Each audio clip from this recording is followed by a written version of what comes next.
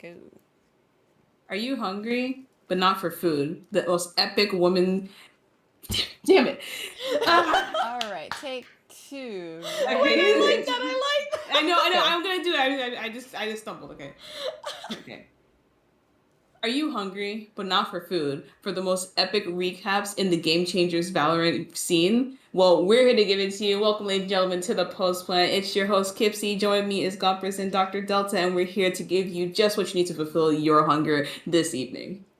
All right, Okay, that was good. I'm pretty hungry. Quite literally, actually. So, Oh. How dare you come onto the podcast and not eat? That's against the rules and terms and conditions, Delta. We should have a mukbang podcast one day. We should all meet Yo. up and do a mukbang, right? I'm down. Right. Yeah, post in the comments if that's what you want our next video to be. I think we'll be able to swing that pretty easily. There's I was gonna say there's less prep, but there's probably more prep involved with that. So I don't know. We'll see. If y'all have a specific episode you want to see, put your comments in the comment section and we'll check that out. But we're here to talk about Valorant, not just food. And what more to talk about with all of the updates in the Valorant sphere this past week. So we have a new map out. Well, it's not out yet as of recording this episode. It's kind of like been advertised, and I think all of the content creators are all up in it and all of that, and the videos have come out. So let's see. Let's start with that. Yes, Pearl is the new map, and there's also when recorded today, the cinematic came out for the new episode. We always get a new cinematic for every time the episode pops up, and it was super epic. It definitely gives a lot more insight to the lore and everything. So based on the video that we got, if you already know, the characters that we play in the Valorant game, their Earth is threatened by a clone Earth. So they're trying to stop the agents from that Earth to coming from their Earth to steal their Radiant. However, with this cinematic, it's teased that in the other world, Radiants are not seen as threats; they're seen as heroes. And the Radiant Knight being used there is most likely used for a life source and not for a weapon, as the original agents thought. So hopefully when we get to the new episode and different voice lines and everything, and hopefully the next cinematic, or if they give us an early one, we can get more information on that, because I am so excited. I'm such a lore heavy person on these games, and this was like a real eye-opener. All right. Gompers, have you seen the cinematic yet? I have not seen the cinematic. I've seen the trailer for the new map. All right. Any thoughts on the map? I like the map. It kind of reminds me of like what is that one map? It's on Call of Duty. There's a map in Call of Duty that it reminds me of. Like the shopping center. Do you know what I mean? I think so. Yeah. I don't know. Delta looks pretty good. Well, I don't play Call of Duty, so no, I don't know. Sorry. Gotcha. But I don't either, but I feel like I've seen enough pictures. okay. So I saw the trailer, or not the trailer, the cinematic. It was amazing. Like, it just got me all hyped again for the new episode. So that was dope. We also got some other changes coming out for the patch.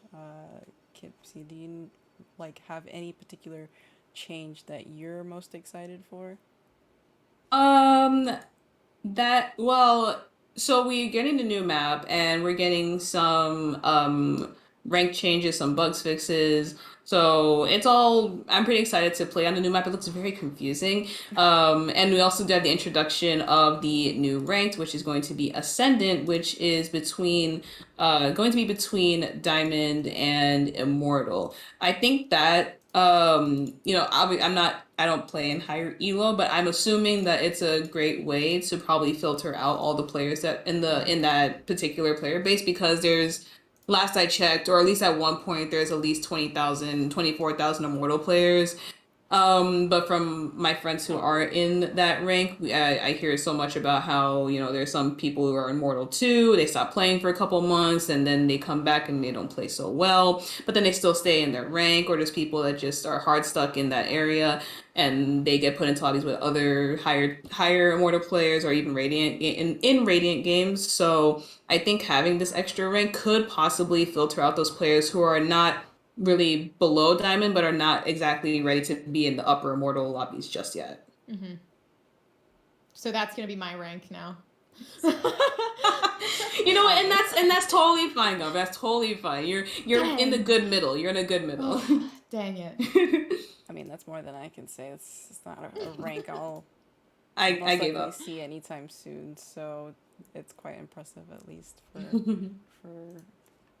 for me. But yeah, new rank coming out, and it makes me wonder, do you still have to be immortal to be competitive or like eligible for competitive play? Because I'm pretty sure you have to be immortal 1 to like play in challengers. So with this new change, I wonder if that will still be the cutoff. Ooh. Yeah. Ascendant now. You gotta be ascendant. Isn't that cool? Yeah. You could have just called it like Emerald or. I mean, they were gonna call Radiant Valorant before they changed it. That So. was. See, I used to like be like, why are they calling it Radiant? Like Valorant is so good. Like coming into it, like the more I thought and the more I got used to it, I was like, why would you call the top rank the game name? Yeah, Valorant? like, hey, what rank are you? I'm Valorant. I'm Valorant. You're like, wait, you're the what? The Valorant. I like the the video names. game. I like the name. Okay, well, Too funny. also news in the Valorant sphere. So there has been all the news about the potential franchising, so to speak, and the applications apparently to be part of the partnership system that Riot kind of announced a while back was recently up. And so you can see here, Sapphire made a list of organizations that have at least put out on social media that they're going to apply. And I thought this list was very interesting because you can see here Shopify Rebellion and CLG are on this list, and they're currently the rosters that or teams that don't have kind of like a main quote unquote male team. And so the fact that they're that invested in Valorant with only their Game Changers roster is quite impressive, I think, because like LG is leaving because they're not a fan of the system. They don't think that they'll benefit, and other orgs are considering leaving.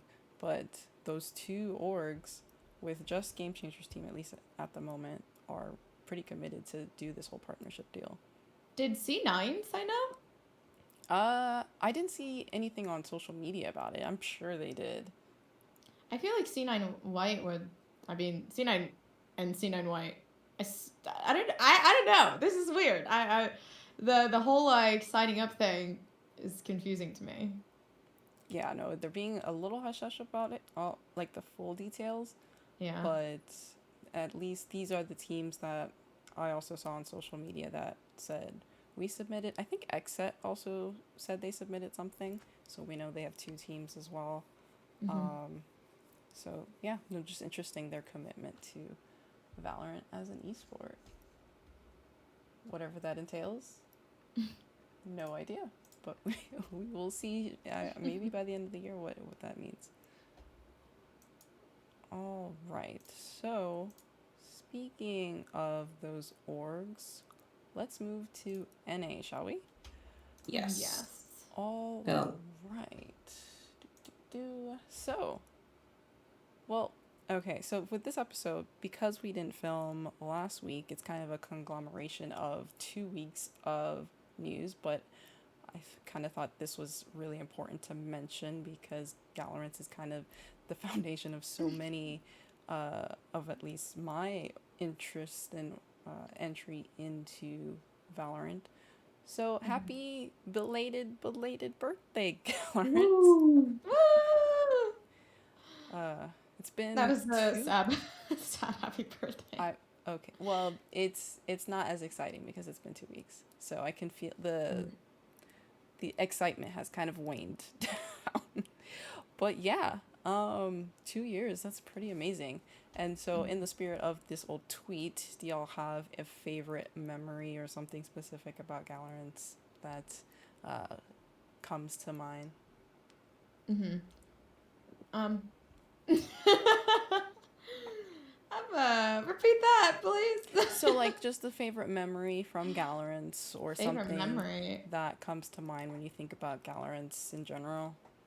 What comes to mind? You know the lower ELO tourneys that they used to do? Like the Yes. Like the learning programs or whatever oh for yeah. Yeah. like the lower tourneys. I used to do those. I used to compete in those, and those were Me fire. too. Those were Yeah, fire. those were fun.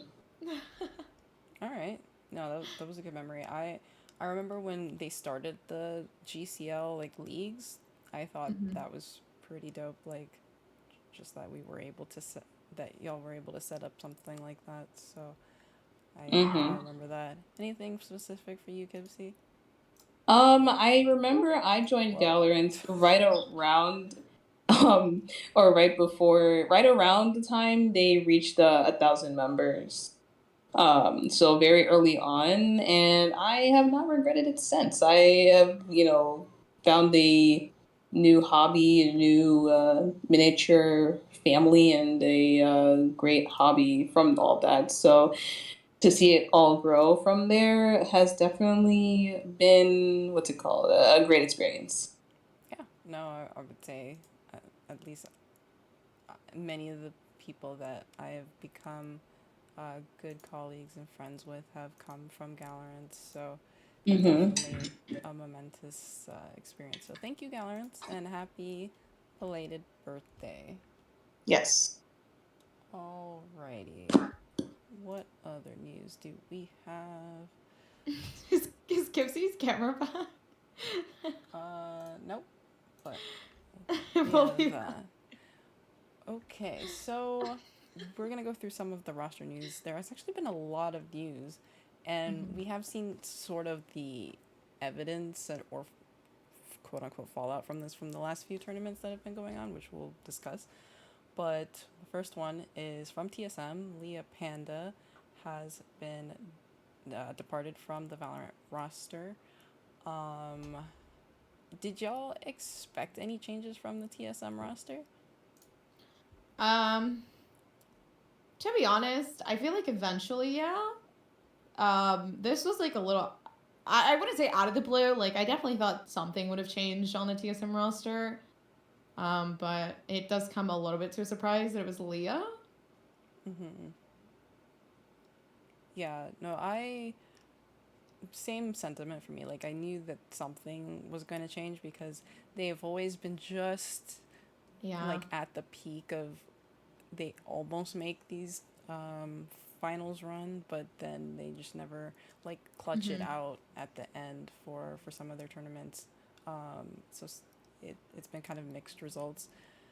So that being said, Leah Panda is still interested in competing.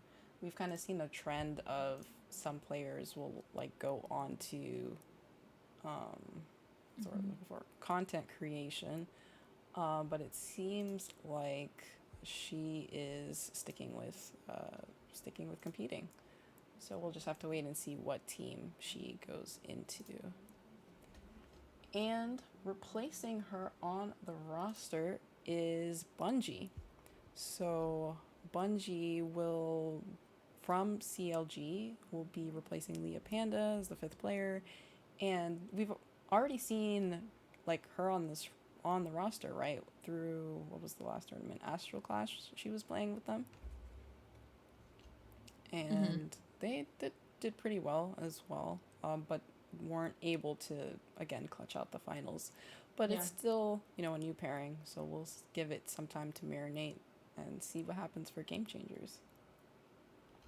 I think they did good. There is the second qualifier for like Astral Clash too. So Right. even though they didn't make it to finals or LAN, I think they will next time.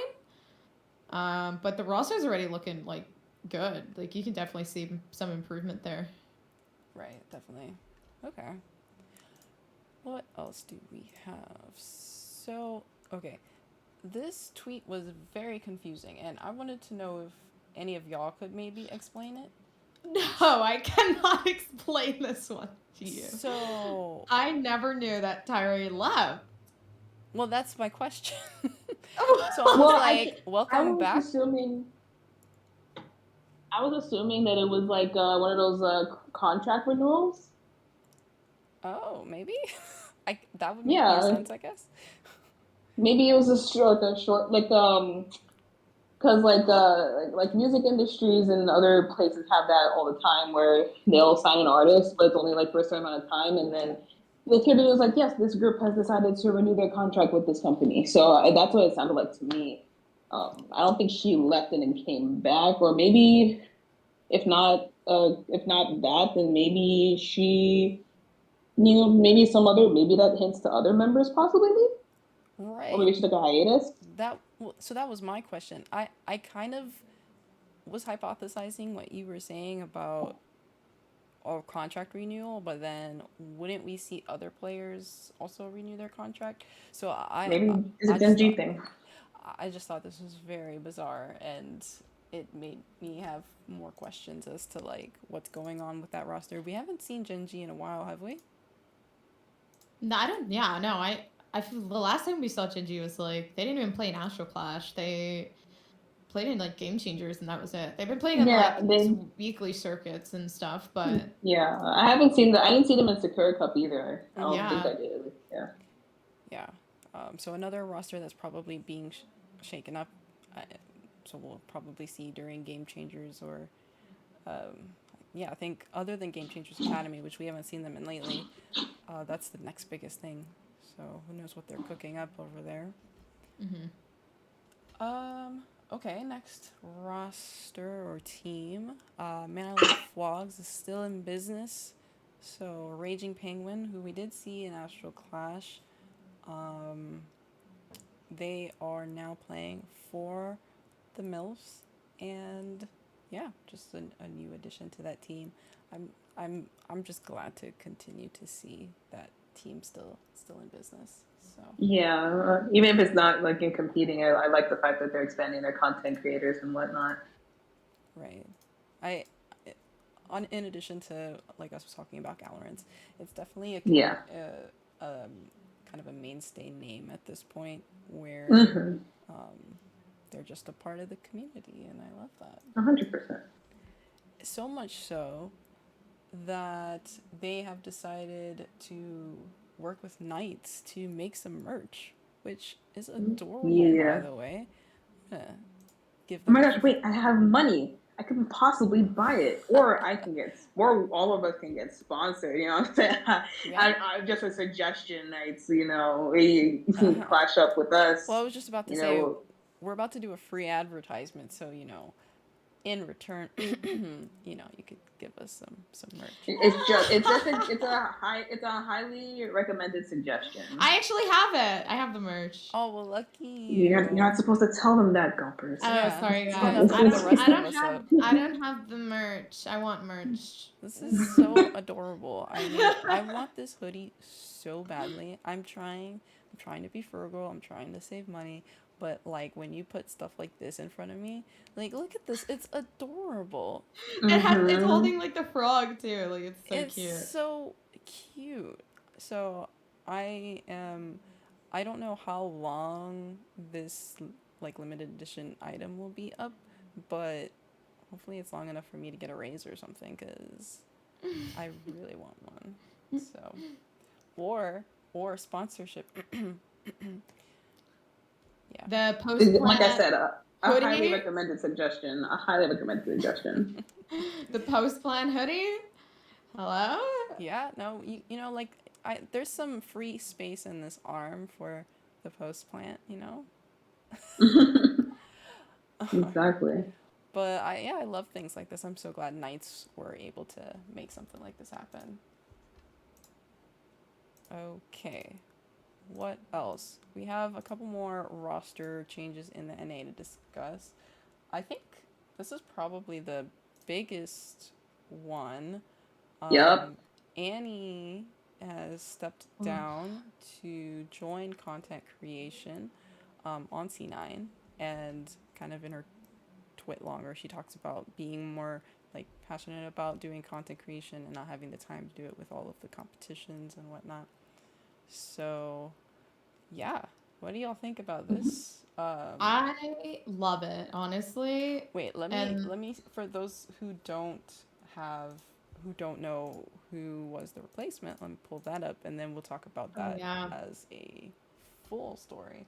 So, replacing Annie is Bob. So Bob has been an amazing player on Sonics and has played in a few of the like Game Changers tournaments, and has been so good that it has angered people because how good she is. So, what do y'all think about this kind of roster move?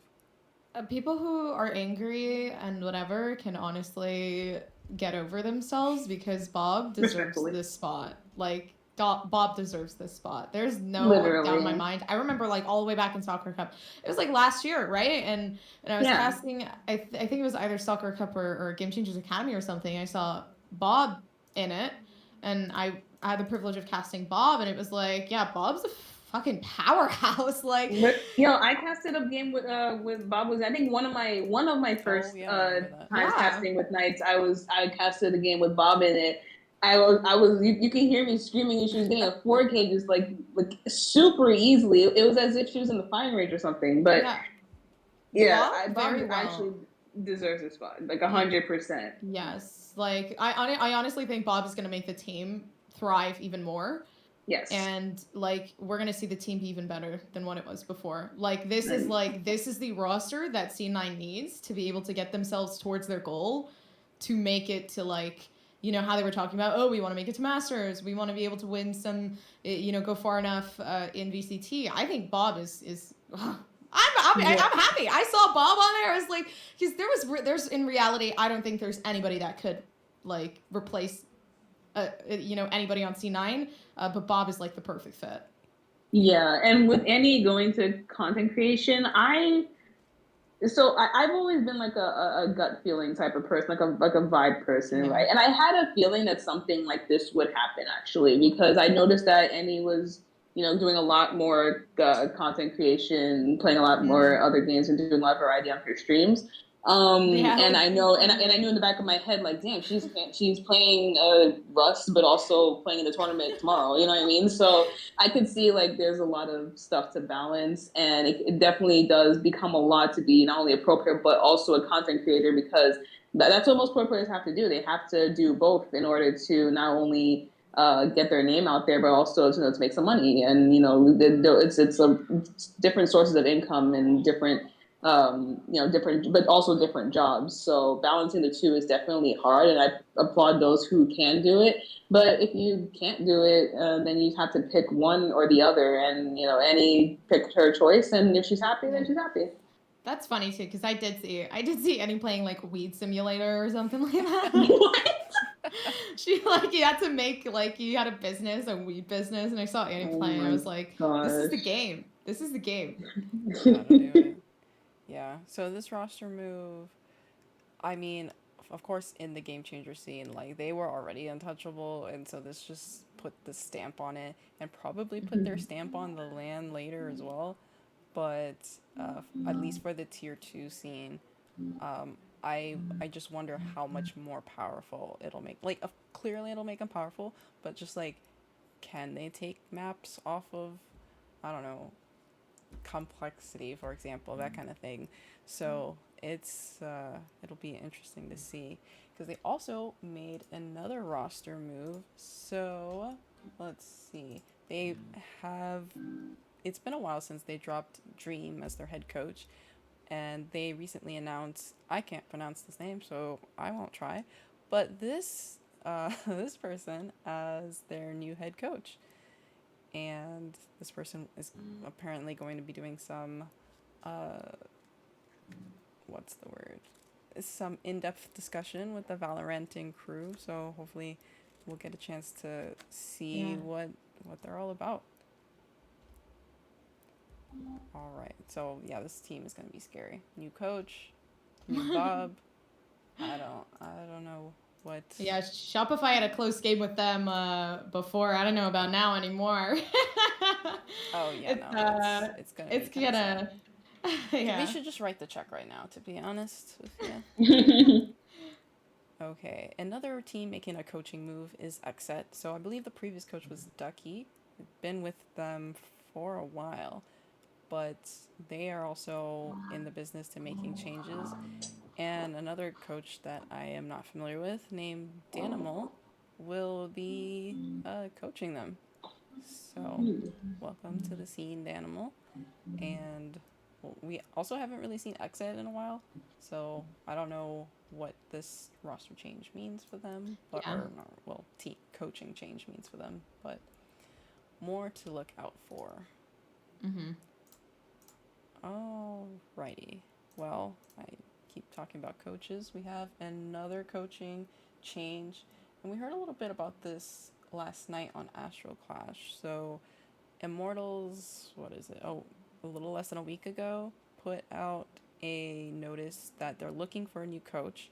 I think Keenan was their coach, possibly. I'll have to check on that. But Keenan was their coach, and another team wanting to be serious and find a new coach to just bring him to the next level. And it sounded from the interview last night on Astral Clash that they did find a new coach, and they seem to be pretty pleased with whoever said coaches. So if you're looking for a coaching position, probably don't apply. But just as a part of the news, as to another team looking to take things to the next level. All right, I think that's it for our roster moves. Any final comments on just all the shakeups that have been going on with NA?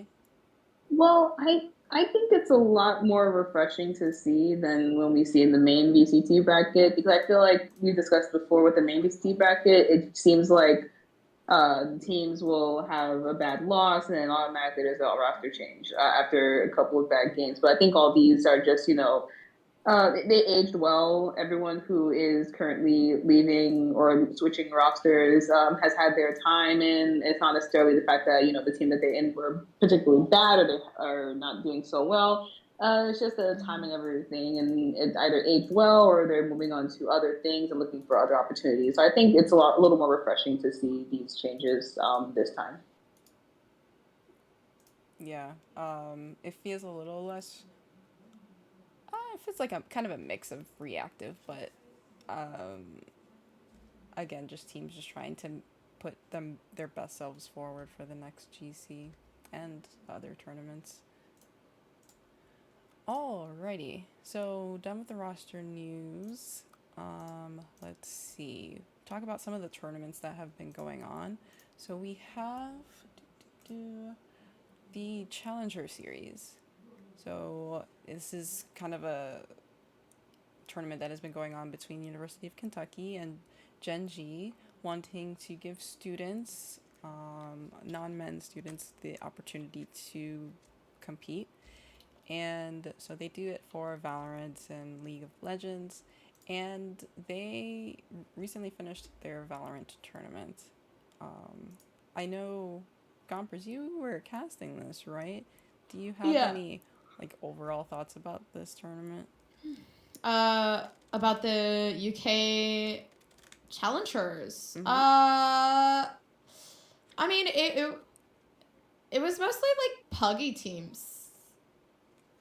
For that one, just generally different types of teams. So it was more so individual skill based. I feel like, because strats were kind of hard to accumulate within such a short amount of time. But yeah, I mean, I thought Miss Art Fatankis was gonna win. It's just because right, you got Misfits, X, Dart Monkeys. It's gonna be pretty hard to go against that, I feel like. Mm-hmm. Yeah, no, there was no misunderstanding of when you have, especially when you have Fluorescent on a team, that team is pretty goated.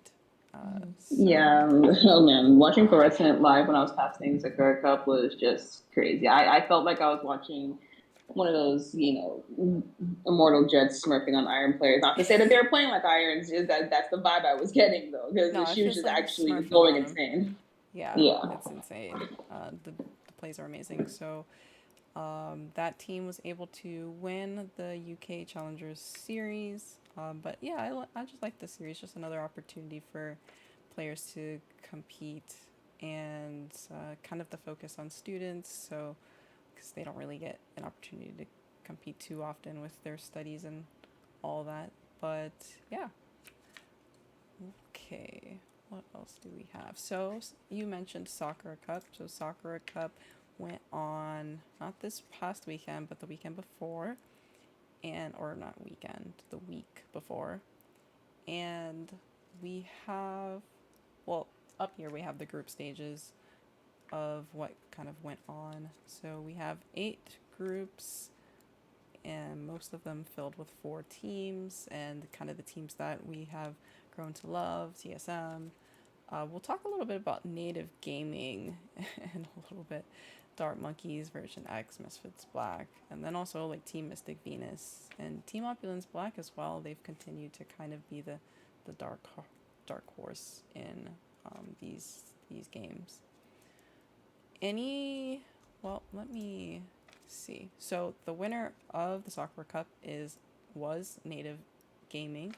So Native Gaming, for those of you who don't know, has kind of been this put together roster of the players who've been on other orgs or other teams that we've come to know.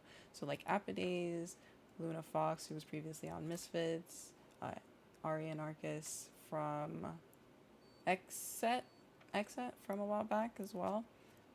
Slays is back, so I thought this was kind of another.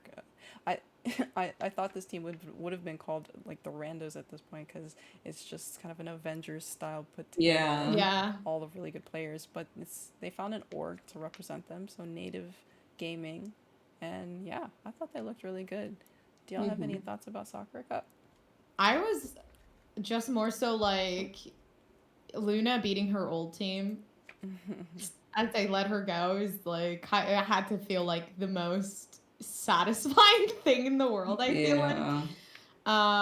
Obviously I feel like she definitely has no hate towards like anybody on Misfits, because I mean, why would you, right? But you know, it's like the competitiveness of like the video game, right? Like you just want to, you have like such a good matchup, like the old player versus the new, and then you feel really good being able to achieve that. But Native Gaming is honestly a bunch of like people who amazing people like go from rosters, which number one, surprising to me a lot of the time about why they were let go in the first place.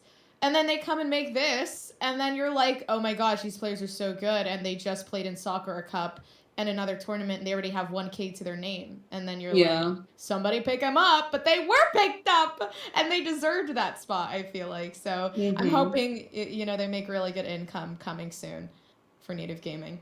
100%. Yeah, definitely.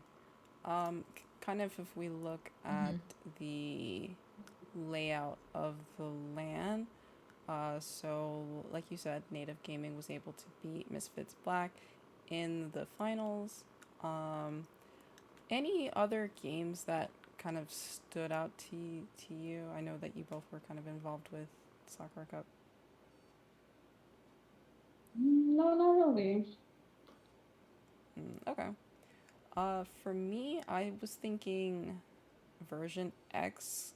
We haven't seen them in a while. True. I thought they looked pretty good. It was interesting to see some of the compositions that they were doing. Like they were doing a lot of OG compositions, and I know his name is escaping me. Shoot. Anders is like in charge of that roster, and so just him continuing to work behind the scenes to make this a winning roster is pretty interesting. They also, I feel like they had a roster change that I wasn't. Oh, it was a sub, right? So Keen, I think, was a sub. I don't think they are like officially on the roster, if I'm not mistaken. But they were able to perform quite well with the sub replacement. And what was the other thing? Something about, oh, Misfits Black.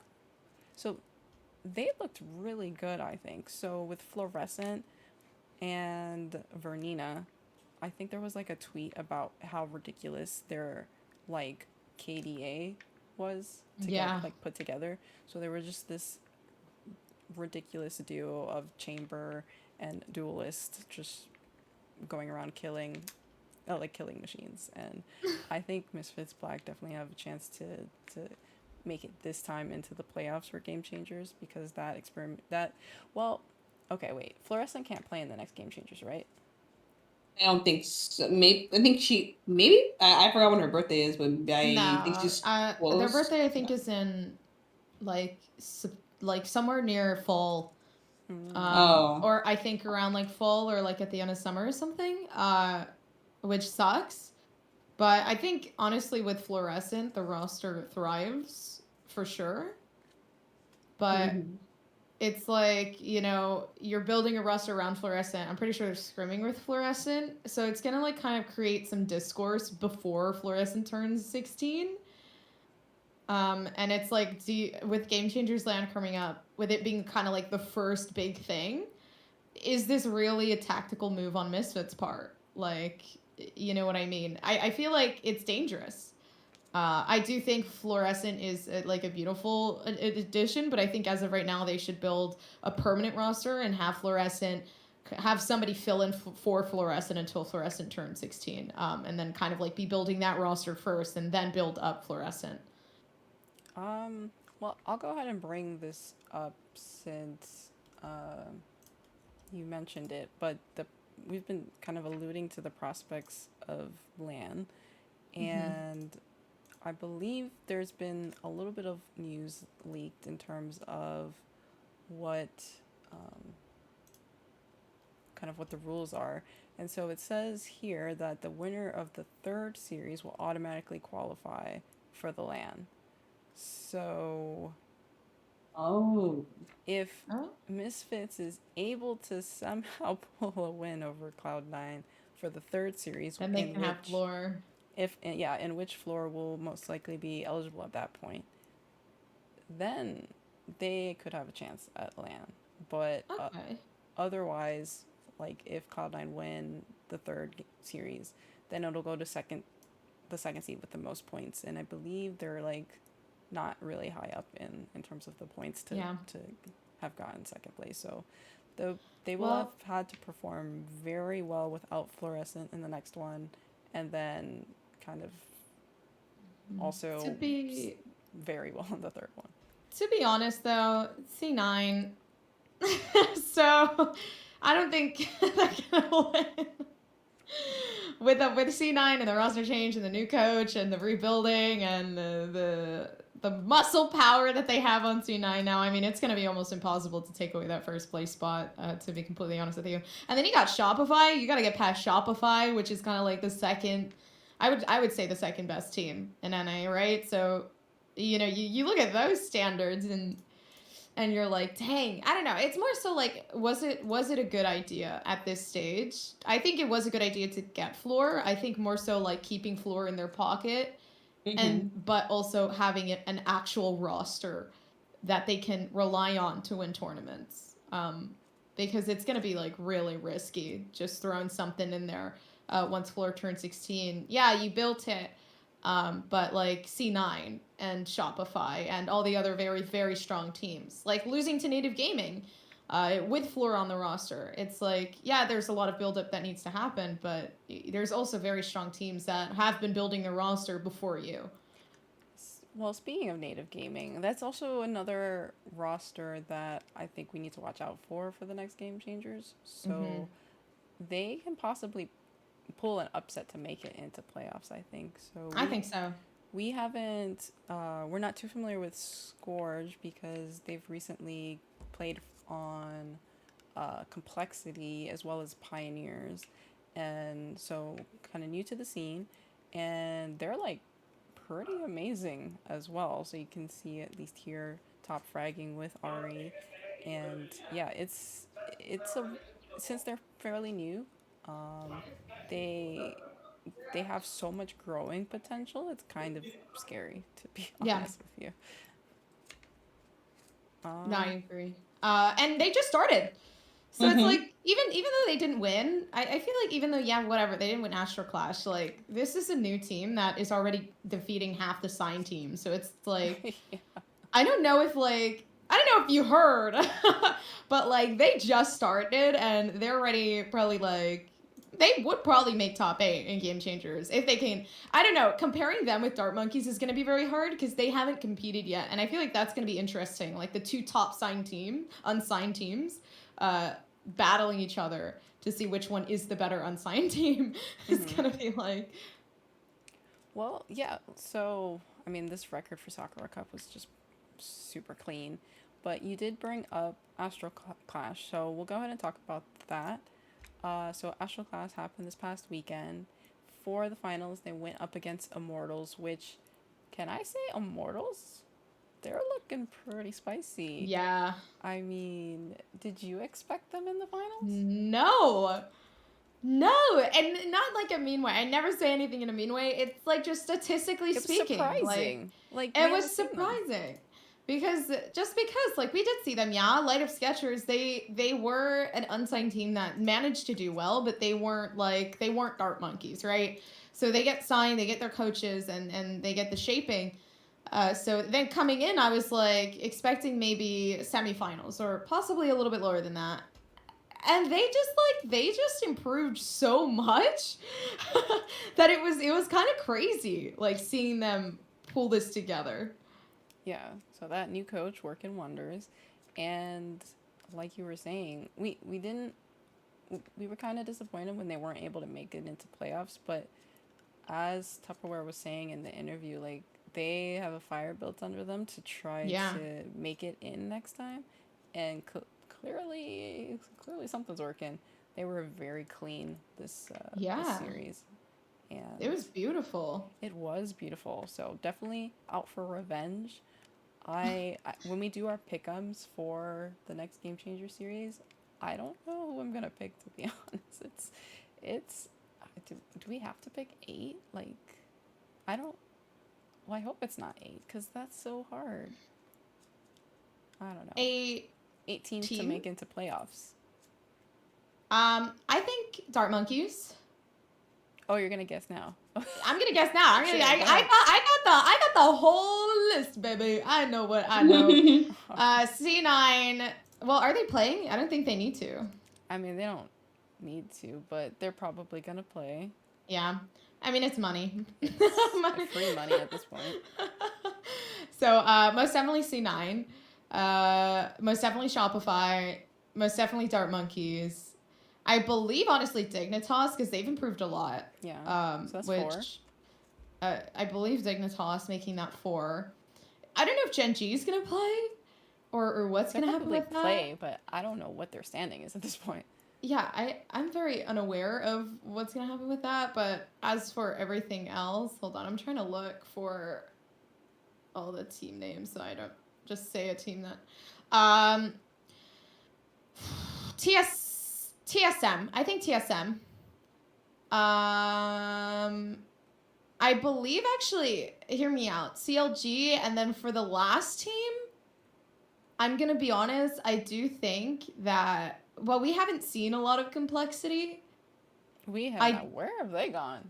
I don't know, to be honest with you. They've, like, disappeared off the face of the earth, but I think either complexity or Misfits. No, because Fluorescent can't play in that roster. So either Complexity or Version X, because Version X have been like putting out some really good numbers. But I have high hopes for Complexity.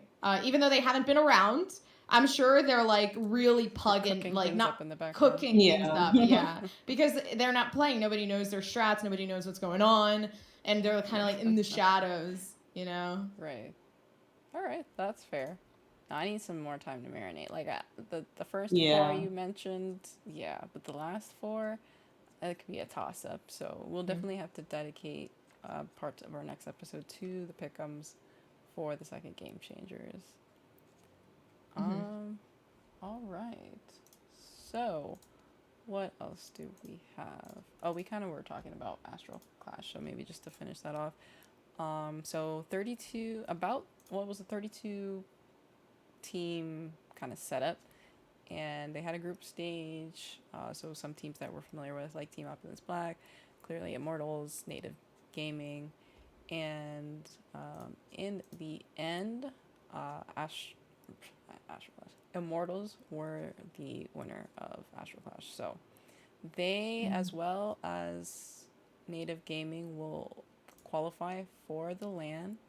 Wait, not Native Gaming, Dart Monkeys. Yep. Native Gaming went out to Immortals early. That's what it was. Okay, my bad.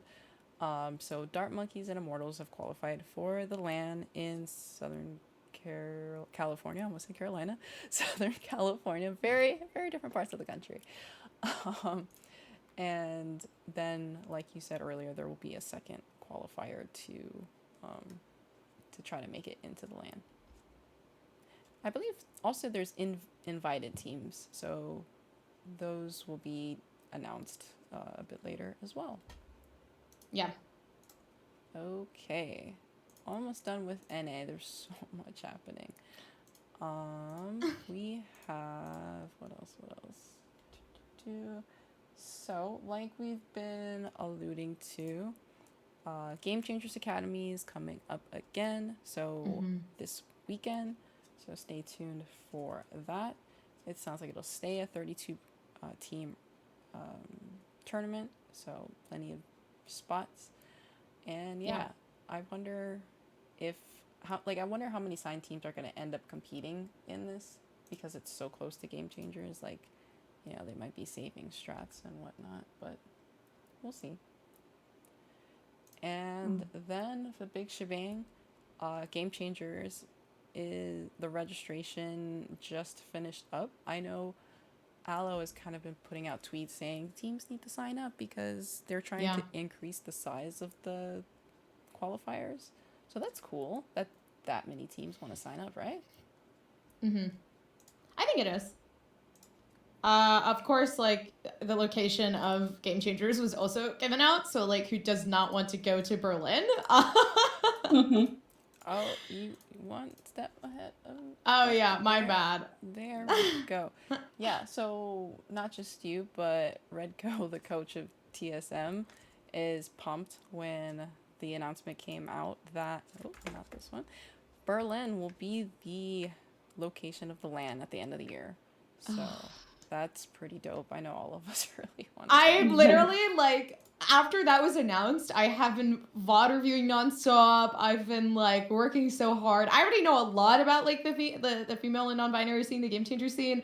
Because we do the post plan. We have to research. So it's like, there's so much that I already know. But I'm like, oh my gosh. If I manifest it and if I work hard enough, then it has to be given to me, right? So, so you know, just slowly working up. Yeah, no, we have high hopes for you, Gompers. Oh gosh, let's go. If you can sneak me a ticket, I will be greatly. That'll be greatly appreciated. Like, guys, I gotta get hired. True. No, it's already done. We've oh, claimed okay. it. Oh, for real? Okay, yeah. You talked to Riot. That's great. Yeah, exactly. Yeah, we got and we got. Guys, as the post plan are gonna go to Berlin. That's what's gonna happen. We've declared it, so it's gonna happen. Awesome. Well, also booking their ticket to Game Changers, we have the number of teams going to Berlin from each of the regions. This is kind of okay. So there's a lot to unpack with this. The fact that the number of teams going, it's only 8. Yes, I can count. Yeah. That's crazy to me. Teams. I am surprised. I honestly thought it would have been like, to be honest, yeah, like I was thinking maybe 3 NA. I was thinking possibly like 3 EMEA, maybe 2 Brazil, 2 LATAM, and then East Asia. I was thinking possibly, well, East Asia and APAC, 2 each.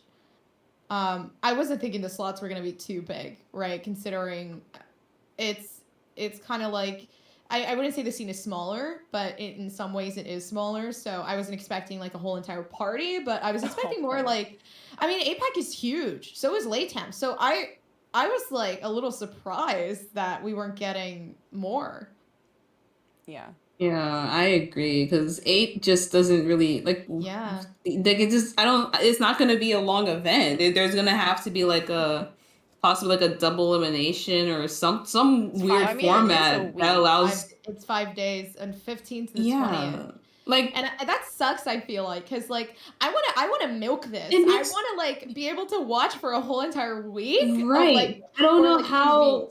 I don't know what format they would come up with that will allow like 5 days worth of content, let alone every team to be able to play at least twice. You know what I mean? I definitely also think though, like to cut some slack, it is very new. Well, true, but I feel like it's not too new to the point where you won't find enough teams to fill these slots. You know what I mean? That's not the worry. Yeah, you can definitely fill it up. So I don't know why. Like, even if it was 12 teams, that would make a lot more sense to me than 8, because 8 is a regular playoff, group stage, whatever. I do think looking at it in like the perspective of maybe what they were looking at, possibly just number one, like there's one team dominating within each region of like Brazil, like East Asia, APAC, LATAM, right? There's always going to be there's just one team in general, right? So like in APAC, we know who that is. I believe it was, what was their name? I forgot.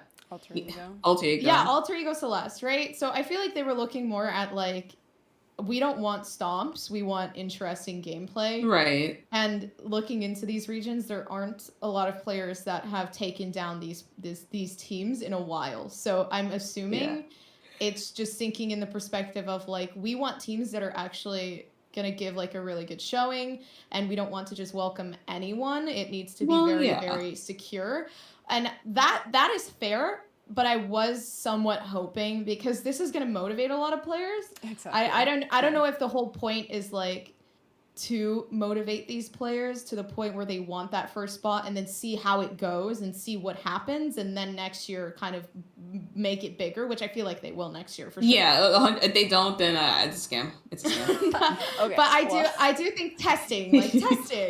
Yeah, dipping your toe in. I totally understand that perspective. I just still think 8 is too small. I think, like I said, 12 would definitely be a good starting number, because then you can even it out to 3 groups of 4 groups of 3, sorry, and then go based on that with a double elimination. But if it's only 8, it's only 4 groups of 2, right?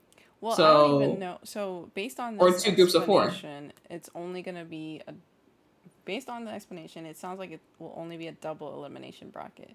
So they're going to have to seed the teams and then fight through a double elimination bracket. So without the group stages, which I mean, I guess you don't really need it at that point because of how few teams are coming, but also whoever does the seeding will be like watching them. I don't know if it's going to be random. So with champions, there has always been the concern as well with how many teams can come, and I feel like we've never, and the format of the tournament as well. So sometimes Riot listens as well. I feel like they do, yeah. And I know there's been a lot of force on social media to like make the roster or the number of teams that can go a little bit bigger, but I kind of do agree with the sentiment that we just want the best team of each region to compete. But then, like you said, I was hoping that more teams would come, because you just want to see the mix of all of them. Yeah, because I also do feel like it's different regions as well. So, like, there's going to be different strats, different types of, like, it's different. It's something different. So, even though they may not be at the top within their own region, I feel like they could definitely put on a really good fight against, like, other players of other regions. Right. But, I guess this is more so, like, just motivation boost, because, like, this is a big LAN. This is big for the female and non-binary scene. Like, so I feel like this is, like, the boost that maybe Riot is trying to give for people to really step up or feel like, I want that spot, and if they can't this year, then next year they will 100% get it with a possible expansion. Yeah. So hopefully they'll expand. The other thing to kind of break down is they gave a spot to East Asia, and at the moment, there's no East Asia. Like, we've heard, so they're kind of exposing themselves, I guess. We've heard about, we've talked in previous episodes about Japan kind of entering the scene, Yeah. but there hasn't been much news. We'll talk about that in a little bit of what barely news there has been, but the fact that they already gave a slot to East Asia, that's cool. But then, like, who is it gonna be? That's why I was like, when I saw that, I had to stop and I was thinking, like, who is in? Like, Yeah, no. What? And then, so here's my question: why call it East Asia if Korea is not going to get on board? So then my question is Korea also having a Game Changers tournament? Because they could have just called it Japan. So much unanswered questions, but that's cool that they've allotted a slot to the unknown region. Yeah, that's true. I think Japan and Korea play such a big part in like regular Masters, VCT, and stuff like that because like it's such a big region. So I am honestly a little upset that there isn't a lot of like female non-binary game changer teams in already. Well, it hasn't started yet. Like they're working on it.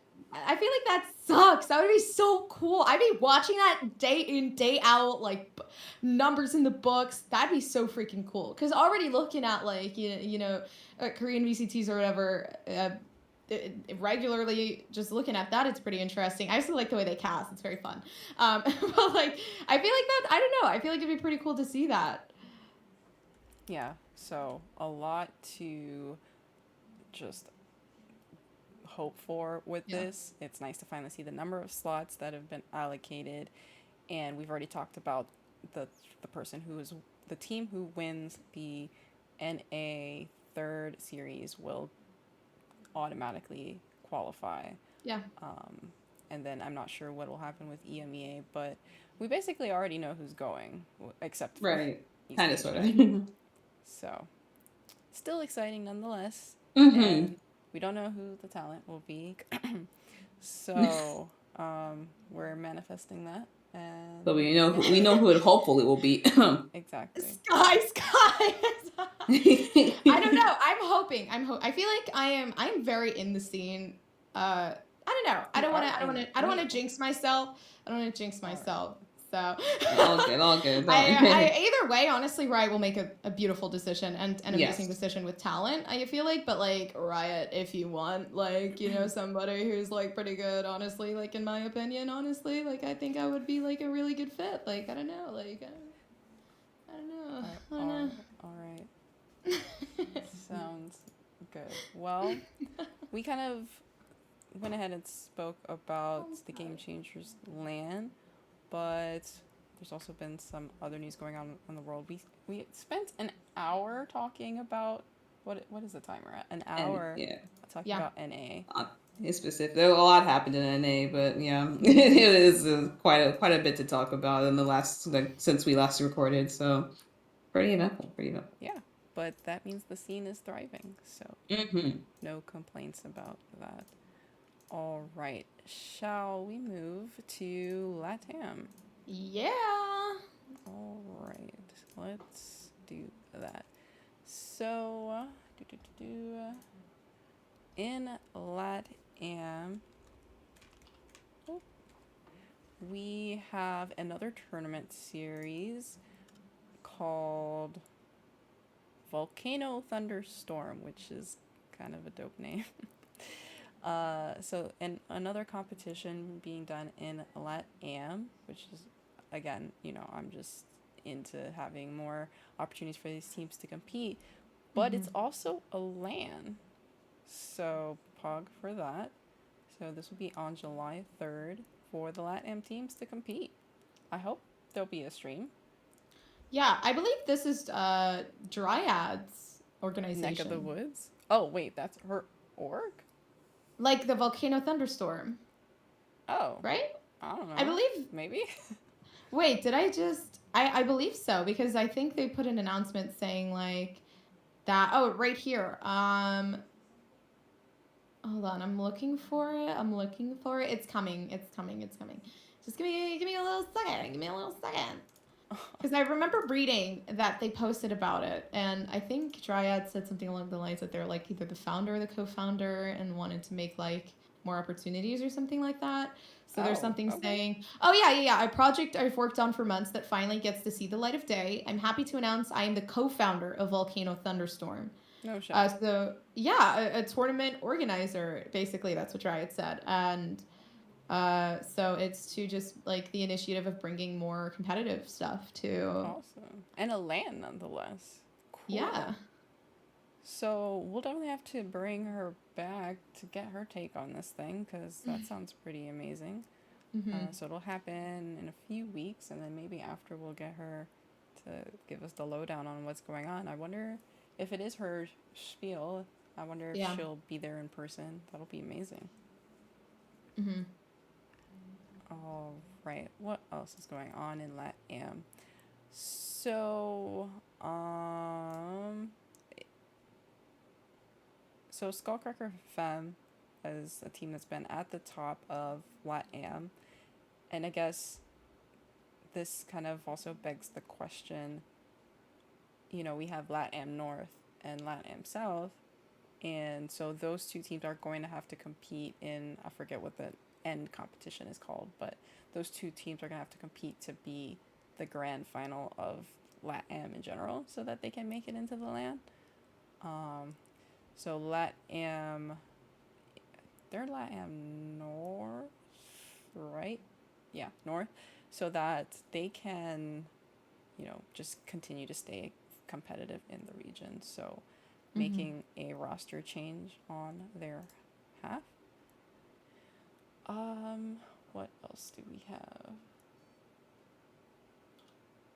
So also in the region, the tournaments so the next set of series are coming up. So you can see here the bracket for the North.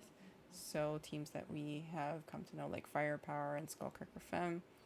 And that has, actually this roster is kind of old. Hold up. There we go. Good old VLR.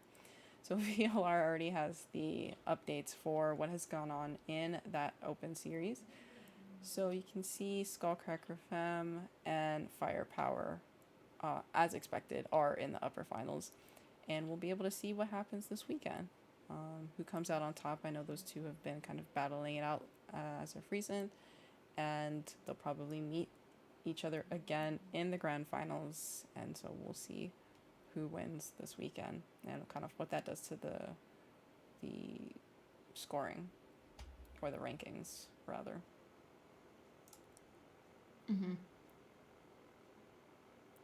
Okay, South also going on. Again, Crew Femme kind of been at the top of the leaderboard. Undead Gaming also hanging up on there. So as expected, they are also in the upper finals. I also anticipate them to be in the grand finals, and so we'll see if Crew is able to continue to just dominate this region. And then, like I alluded to earlier, the question is, so let's say between Skullcracker Femme, Firepower, and Crew, who will be able to claim the title of the LATAM winner? That's a Dryad question, not a me question. That's hard. I think Crew. Yeah, I said that very straight face. I think Crew. Come on, it's Crew. Vamos! Let's go! Sure. I mean, when you have a slogan like that, what can you do with that? Yeah, their literal slogan is "Let's go." Like, let's go to Berlin. Come on. Right. So, yeah, we'll have to get Dryad's take as to what she thinks they'll. So once the series is over, kind of what the prospects are for who will be the overall winner of the LATAM region. Alrighty, what else do we have? So that's LATAM. Let's move a little, sticking with South America. Just one piece of news over yonder. So Gamelanders Purple is switching to a 6-player roster, interestingly enough. So I don't know how to pronounce it. I'm going to say Quintvia, possibly. I'll get Naoshi to correct me. Gamelanders Purple, they have not been like making it into the finals, but they have been doing fairly well in some of the other tournaments that aren't like the Game Changers related tournaments, but you know, the smaller tournaments in Brazil. Yeah. So performing quite well with that. And yeah, I don't know what they're going to do with the 6-person roster because we've seen that experiment not work out too well, unfortunately. I think it works theoretically, but in practice, I don't know. It's been a little difficult, so. I don't know. I feel like we have some experience with the Shopify Rebellion 6-person roster, and we saw that one. Exactly. So I don't know how that's going to pan out, but Brazil also has a series coming up as well, and so we'll see how that pans out. Alrighty, let's go across the Pacific Ocean and talk about, well, let's talk about Japan first. Heck yeah. So remember just a little while back we were talking about how we have no idea who's going to compete in East Asia. This is the first tweet I have seen of anything in East Asia related to Game Changers. Like, if there are more tweets or anything, please send them our direction because we would love to know more about this region. But that has fallen into our radar at least. This is the first tweet. So Zeta Division, this is a top team in Japan. They've competed in like the Masters, so Masters level team and one of the top teams in Japan, looking for a Game Changers roster. So I have no idea who the players are in the region. I'd love to learn, but yeah, they want you to compete. They want you. If you're in Japan, somehow listening to this broadcast or this They podcast, want you. They want you. So please apply. And then when you apply, please tell us what's going on in the scene so we can stay up to date. So, but that is very cool that this team is putting out feelers and keeping it pretty open rather than like doing some like open trials, kind of like Immortals did, like putting it open call, like anyone and everyone can come and apply. We're not going to keep things a secret. Yeah. So that is cool. Also, so switching over to APAC, so Game Changers Academy is going on. They also have consistent Game Changers Academy series, and I love how they say only 60 slots, but I feel like that's quite a, well, they might be doing the individual sign up, so I guess that's not a lot, but tomorrow, or I guess technically today as of filming this, because they're on the other side of the planet, they will be starting their Academy series. And that's sick! I think that's so sick! Yeah, it's amazing. So there are the other, so between NA and APAC, I feel like they're the ones that have consistently done Game Changers Academy, and a little bit of Brazil as well. So just giving more opportunities to players. Yeah. All right. Orangutan made a roster change. So we spoke a little bit about Mythica leaving that roster a few weeks ago.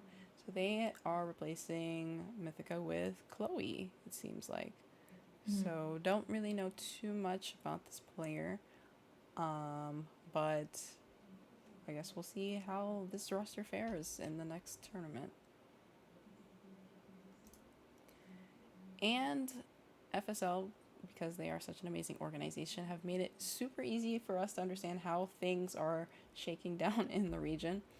So I felt like we should also kind of clarify how things are shaking up. Yeah. So 5 more slots for the elite, which is kind of the finals of that region. And so 3 slots have been allotted via all of the qualifiers they've done. So Alter Ego Celeste, top team, and then Bren Esports and SMG are also qualified for the elite. And then the overtime series. So overtime has allowed for the top, I want to say 19 teams, or whoever is the top of the rankings of the region, they are allowed another opportunity to try to make it into elite. So there's 3 teams dedicated to that. And then if all else fails, then you get another opportunity for anyone who wants to make it into elite. There are 2 slots dedicated to that. So a separate last chance qualifier where anyone can attempt to make it in. So ample amount of opportunities. And so that looks like it will be, I can count, an 8 series playoffs for the elite. All right. That is APAC. And last but not least, we have EMEA. They've also been doing some, quite a few tournaments and have been shaking things up in their rosters as well. Let me pull that up. Let's see. So first we have EMEA, or wait, I'm mixing up my letters. MEDUSA. That has been a tournament that has been announced for a while, kind of ran by Mel, the observer, a really good observer in EMEA. So Mel has kind of organized this tournament for July and another opportunity for these players to compete.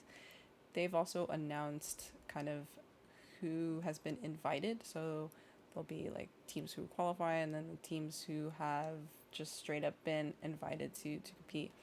So teams we're familiar with, Guild, 10 Star, for example, SMB, Alliance, Rix.gg, Godsent, Iris, I don't know too much about them, but now Acend.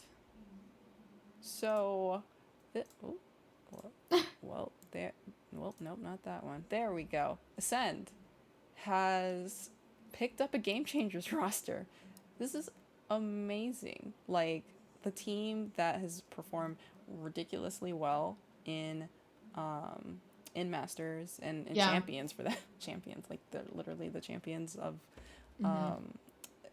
the fact that they have performed so well that they're willing to commit to a Game Changers team is amazing. And it being Untapped nonetheless. So Untapped has been unsigned for a while. Kind of, I'd say kind of analogous to native gaming in the US, where players who have been let go from rosters who they were really good but they just didn't fit. So they kind of been put together in this roster. They were playing unsigned, have performed very well, like always making it into playoffs and beating signed teams. So this, at least on my radar, was the next team to get picked up. But I didn't think it'd be Acend. So kudos to Acend for picking up that roster. And they are called Acend Rising, which I think is pretty amazing. Alrighty. So we talked about the tournament Mel is running. There's also another tournament series going on called Project Queens. So this is a new tournament series dedicated to non-men in the region. And again, I say this a million times, more opportunities for these players to compete. And so that series has started going on this past weekend.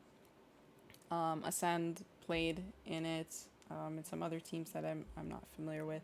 It is a German initiative, so I can't really keep track too much of what's going on with all of the German tweets, but interesting nonetheless that another organization, like through Project V, I believe, is Project V has started Project Queens.